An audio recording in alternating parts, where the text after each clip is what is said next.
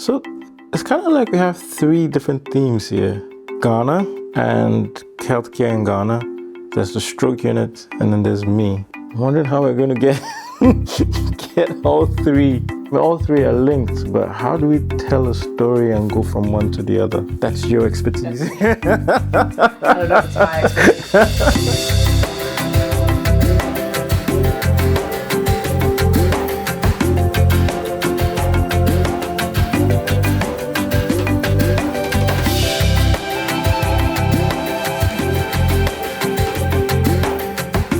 When I was doing my different rotations, neurology just came naturally.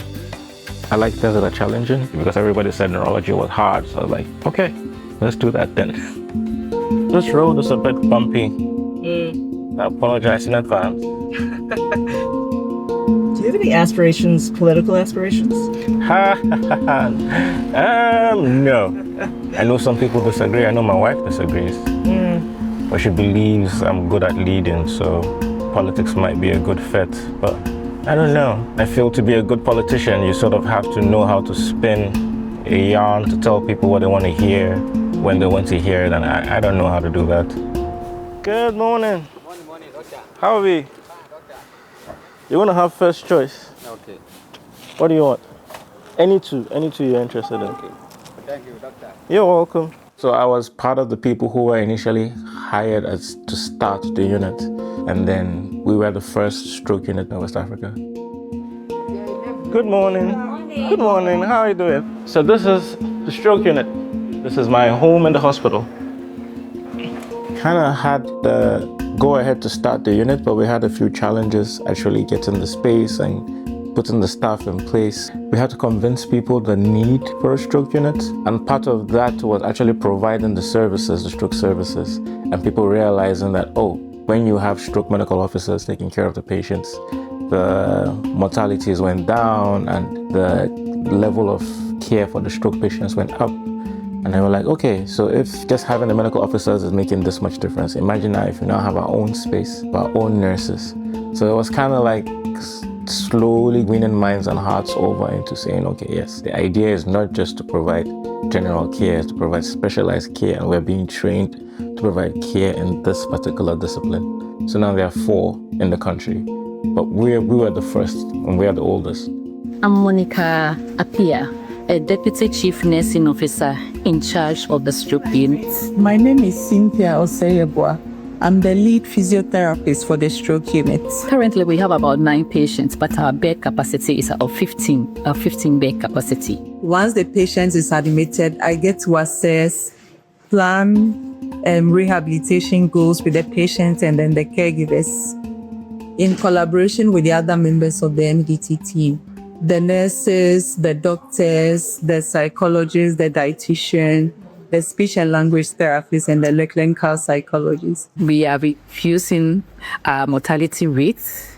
It is improving our recovery rates, and then it is enhancing the life of a stroke patient after a stroke. We get to plan with them, and then we guide them to make sure that after discharge, there's continuity. Because sometimes you don't have the things you need to work with. So that is our challenge in our developing country. But we are doing our very best to manage with the very few things we have to make life easy for our patients. And the joy is putting smiles on the face of our patients. It's my greatest joy.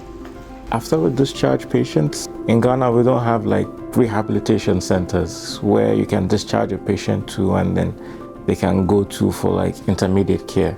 Probably a large part of what we do, apart from the medical care, we have to train whoever is going to be taking care of the patient at home. So that's kind of like the challenges that we have to face. Now, how long have you two worked together? Right from medical school. Medical school. So you can say approaching 8 years or more. Yeah. And I'm getting old. So I've known David for more than 5 years. So we were working together in the stroke unit as a team. And it's been amazing. Enthusiastic too about his work. And fantastic working together with him. Hello. He's been an exceptional leader. He's been a very good leader. I have known David since medical school, long while ago. How many neurologists are here? Right now, I think we're 6. How many would you say are in the country? I think it should be about 15, 16. About, No? yeah. About, I think the large majority is here, in this hospital. That's my boss. That's your boss? He's your boss? Yeah. Okay. I think he'd say the same about you, too. I had such good interviews.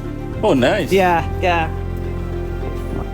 The thing that I'm coming away with is the incredible heart of the place and the work that's being done and the care with whatever resources there are, right? It takes a lot to continue to work in that environment, especially when you know there's a lot you can do because you don't have the resources. You need to really have some passion. Ghanaians, we are very friendly, very humble. It's considered a thing of cultural pride, the fact that you're able to take care of somebody. But we have a lot of brain drain. So there's a lot of people who have left, and I mean, it's justified. You go to where you feel you can make a difference, or where you feel is suitable for your skills, or for family reasons, for financial reasons. I see myself as an educator, as a teacher. So I would want to go to where I can make the most difference. Right now, that is Ghana.